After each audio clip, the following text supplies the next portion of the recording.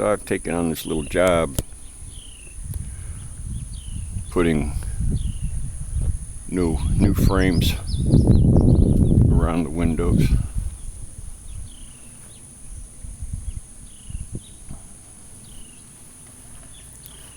Then we're going to paint it.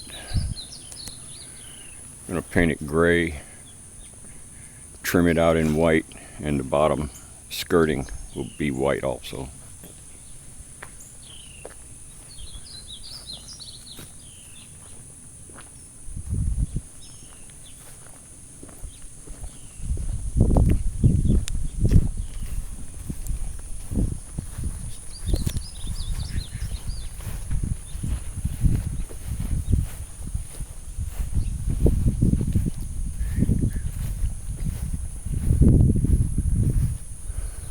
Just replace that one.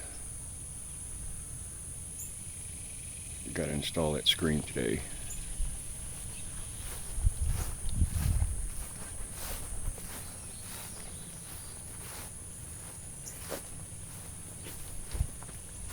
This is what they're looking like. It's just that old Homosoaked cardboard siding.